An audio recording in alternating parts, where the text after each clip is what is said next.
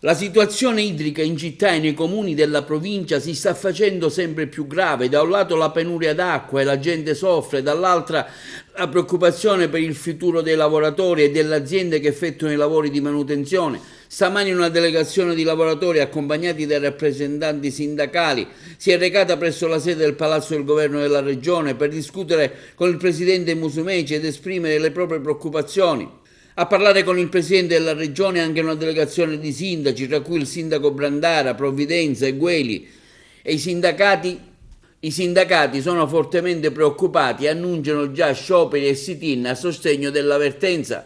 Noi stamattina siamo venuti per dare sostegno alla manifestazione, con una manifestazione per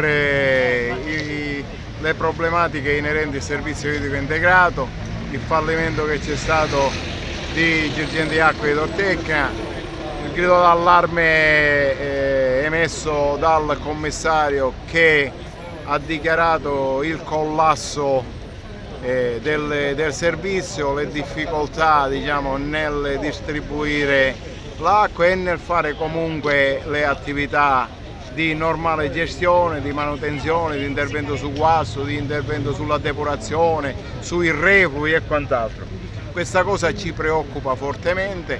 Siamo venuti a conoscenza che il viaggio che hanno fatto i vertici della nuova società che sono venuti ieri a Palermo a parlare con l'assessore e con i curatori fallimentari non ha dato nessun esito. Stamattina c'è questo incontro con il Presidente della Regione e noi ci siamo incamminati da Agrigento, siamo venuti qua proprio per sostenere questa vertenza e fare in modo che si trovino le soluzioni, innanzitutto per la continuità del servizio e per il mantenimento di un livello di sicurezza anche sia della fornitura dell'acqua che della depurazione, in modo tale che non succedano nel momento estivo in particolar modo problematiche varie, e a sostegno anche dell'occupazione. Abbiamo la necessità che la Regione comunque si faccia carico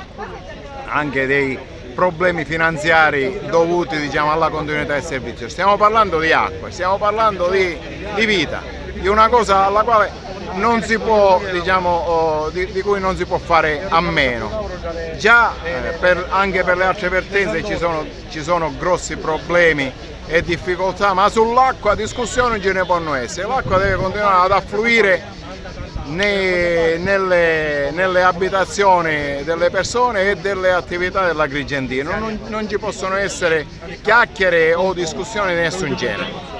Per quanto riguarda invece i lavoratori dell'attuale gestione commissariale, ma anche i lavoratori delle imprese che forniscono i servizi esterni all'azienda. Certo, noi siamo fortemente preoccupati sia per le maestranze direttamente interessate quindi di Girgenti Acque e Tortecche, tutte le maestranze e le imprese che collaborano per il buon funzionamento del servizio idrico integrato, quindi le imprese che sono rimaste scottate una prima volta che non gli hanno riconosciuto i crediti che vantavano, una seconda volta che alle rassicurazioni del commissario e quant'altro poi non è seguito il pagamento delle fatture.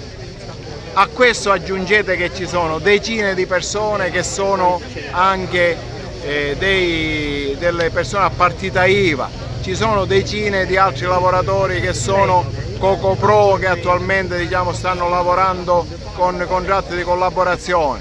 Che in questo universo ci sono quasi 500 famiglie che vivono di queste cose, ma che assicurano sistematicamente la distribuzione dell'acqua. E non è pensabile che il sistema si interrompa. Sull'acqua non ci possono essere discussioni di vario genere. Siamo vicini a tutti quanti e dobbiamo cercare comunque di trovare una soluzione non solo temporanea, ma una soluzione che sia definitiva. E se oggi non dovessero arrivare le risposte che vi aspettate, quali saranno i passi successivi del sindacato e dei lavoratori? Allora, noi già abbiamo un accordo di rivederci subito dopo questi ulteriori passaggi che stanno facendo i sindaci sia con la Presidenza della Regione che altri passaggi istituzionali. Quindi oggi è l'ultimo giorno, domani ci riuniremo in assemblea, valuteremo tutto quanto, dopodiché sicuramente cominceremo in presenza di mancate risposte a fare tutte quelle manifestazioni e iniziative a sostegno di questa vertenza, non ultimo andare a fare sit-in sistematicamente 24 ore su 24